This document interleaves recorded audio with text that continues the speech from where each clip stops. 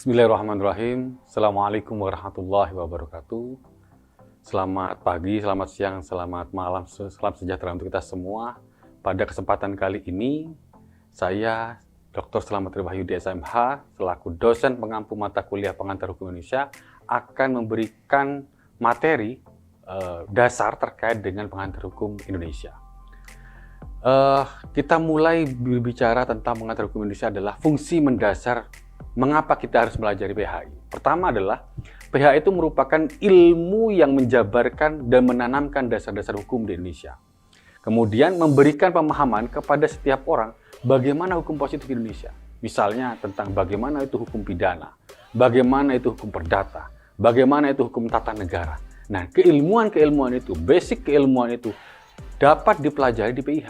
Jadi PIH adalah peletakan pertama ketika sarjana hukum, calon sarjana hukum mempelajari hukum itu sendiri. Jadi sebelum belajar tentang hukum internasional, sebelum belajar tentang hukum administrasi negara, maka belajar dulu terkait dengan PHI. Karena disitulah basicnya. Kemudian, ruang lingkup PHI. Dari sini kan biasanya kemudian ada yang mempersamakan atau membedakan antara PIH dan PHI. Untuk kemudian memperjelas di mana posisi PHI dan PIH, lingkup substansi PIH adalah ius constituendum, hukum yang dicita-citakan. Hukum pada umumnya tidak terbatas pada hukum yang ada saat ini. Jadi berbicara tentang traktat, berbicara tentang kebiasaan internasional, dan lain sebagainya, itu ada di dalam PIH. PIH, pengantar ilmu hukumnya. Keilmuan hukum itu seperti apa? Dasar keilmuan hukum itu seperti apa? Nah, sedangkan lingkup substansi PHI adalah ius constitutum, artinya hukum yang berlaku saat ini. Hukum positif di Indonesia yang berlaku saat ini misalnya seperti tadi yang saya katakan adalah hukum perdata, hukum pidana, hukum waris, ya, kemudian hukum adat dan lain sebagainya. Itu termasuk adalah pengantar hukum Indonesia. Selanjutnya kita berbicara tentang kondisi tata hukum dan kodifikasi hukum di Indonesia. Kita tahu pada saat zaman penjajahan Belanda ada yang namanya asas konkordansi, di mana asas konkordansi itu adalah memberlakukan aturan atau peraturan daerah jajahan itu mengacu kepada peraturan dari negeri penjajah. Jadi kalau kita berbicara dengan kodifikasi, jadi Belanda ketika membuat satu aturan ya disesuaikan dengan Belanda sendiri, ya, sama seperti hukum pidana, hukum perdata, hukum dagang itu mengacu kepada Belanda. Nah, itu asas konkordansi. Dan itu bicara tentang bagaimana keselarasan. Bicara konkordansi artinya adalah keselarasan. Keselarasan antara daerah jajahan dengan penjajahnya. Kemudian berbicara tentang kesatuan berlakunya hukum pidana atau bicara tentang unifikasi hukum pidana. Satu-satunya aturan hukum yang bisa dilakukan unifikasi, yang bisa diterapkan unifikasi itu adalah hukum pidana. Kenapa demikian? Karena zaman Belanda itu ada 3 kelompok pengelompokan.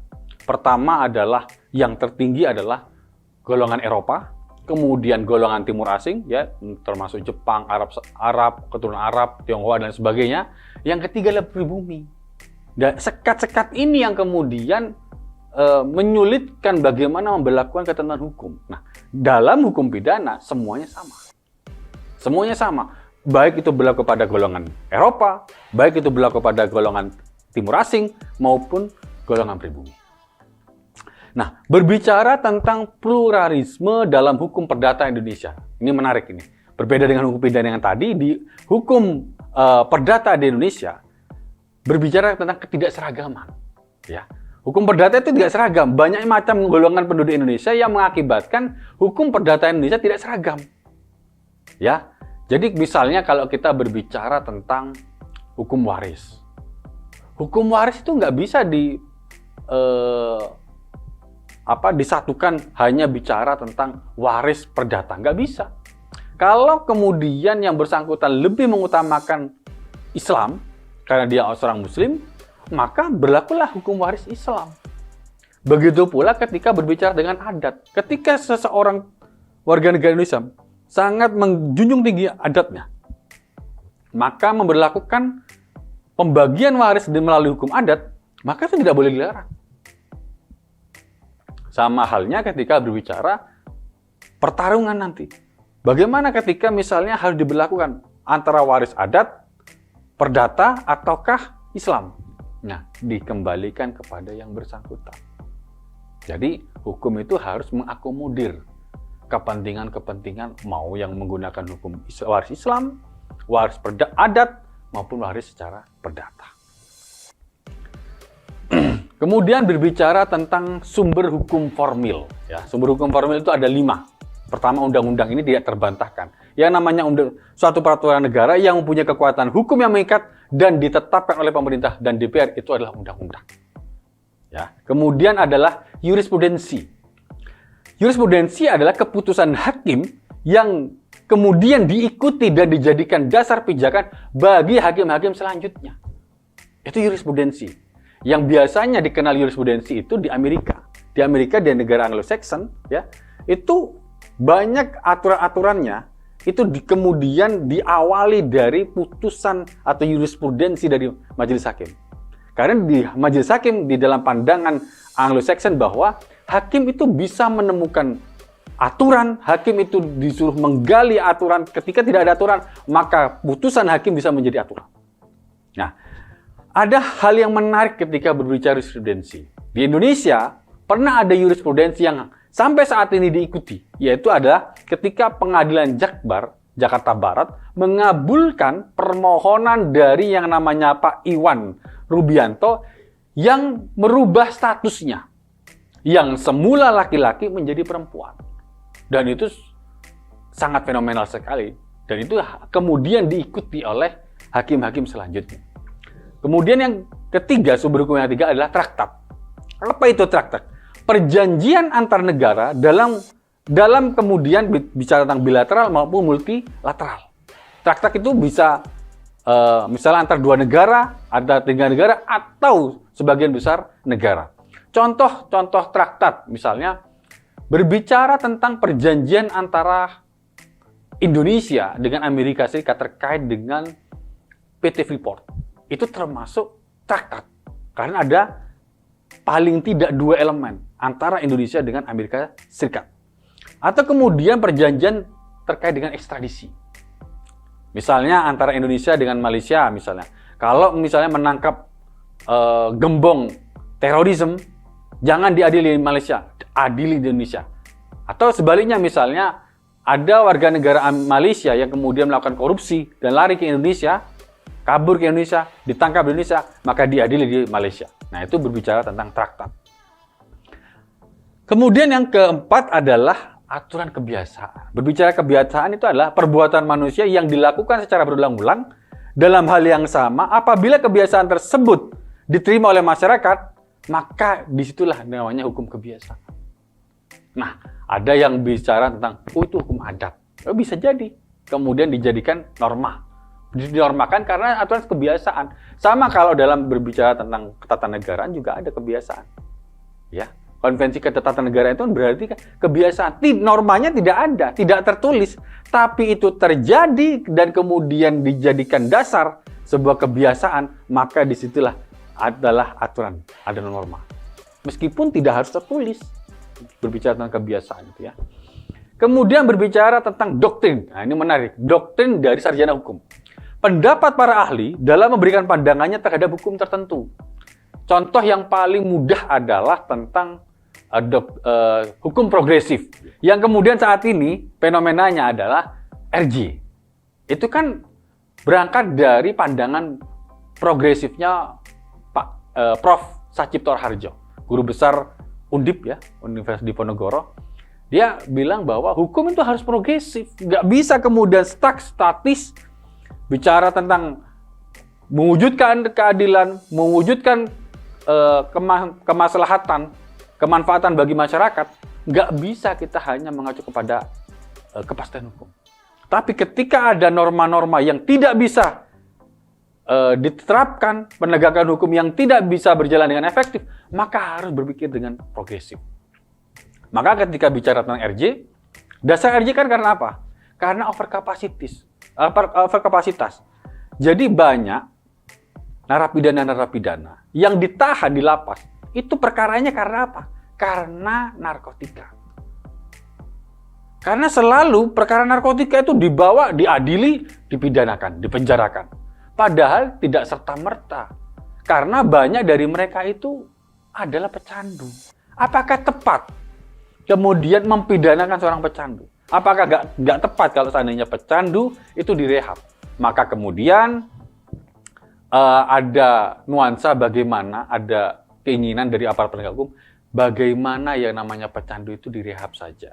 Atau jangan diadili, diproses kemudian di kepolisian maupun di kejaksaan, dihentikan dulu aja di SP3 atau di SKPP. Tidak diteruskan ke pengadilan. Jadi bisa dimungkinkan pecandu, kemudian ada asesmen terpadu dari itu kepolisian, kejaksaan, BNN, kejaksaan maupun dari dinas sosial dan dokter yang mengalami asesmen terpadu. Nah, ini sebenarnya bisa. Ya. Jadi doktrin itu yang sebenarnya akan menguatkan norma-norma yang ada. Jadi RJ itu berangkat dari pemikiran progresifnya Pak Sacipto Harjo. Jadi sehingga kemudian saat ini kita mengantisipasi supaya tidak overkapasitas perkara-perkara yang ringan-ringan. Misalnya KDRT. Bisa dimungkinkan untuk diselesaikan. Kemudian di restoratif justice, dia dihentikan. Ya, tetapi tetap tujuannya adalah pemulihan terhadap korban. Bukan dihentikan begitu saja, tidak. Karena selama ini keadilan itu hanya mengacu kepada pelaku, menghukum pelaku. Tapi menyisihkan yang namanya korban. Padahal korban dalam hal ini adalah orang yang sangat menderita terkait dengan kejadian atau peristiwa pidana. Maka dari itu berbicara tentang RJ, maka berbicara tentang bagaimana memulihkan korban. Pertama mungkin meminta maaf, kemudian memberikan ganti kerugian. Selanjutnya di kesempatan kali ini ada 2 slide terakhir dari saya. Saya ingin berbicara tentang asas peraturan perundang-undangan. Ada 3 asas berbicara asas peraturan perundang-undangan. Pertama, asas lex superior derogat legi inferior. Artinya apa? Bahwa peraturan perundang-undangan yang hierarkinya lebih tinggi mengalahkan peraturan yang hierarkinya lebih rendah. Jadi ketika ada norma yang sama, baik itu Perpres, baik itu PP, baik itu undang-undang, mana yang didahulukan? Yang didahulukan adalah undang-undang. Ini yang terjadi ketika berbicara tentang perda syariat ya. Pernah dimunculkan perda ya, perda syariat. Apakah itu bisa diterapkan, Pak? Nah, makanya menjadi polemik. Karena apa? Perda ini melawan ketentuan undang-undang. Mana yang didahulukan? Ya undang-undang yang lebih tinggi yang harus diutamakan daripada peraturan daerah. Apalagi sekelas peraturan daerah. Tidak bisa kemudian mengalahkan peraturan-peraturan di atasnya. Sama halnya begini. Kita masih ingat fenomena tentang Gus Dur. Gus Dur itu ketika tahun 2004 mencalonkan diri menjadi calon Presiden Republik Indonesia untuk kedua kalinya ya, digagalkan karena undang-undang pemilu dikarenakan faktor kesehatan.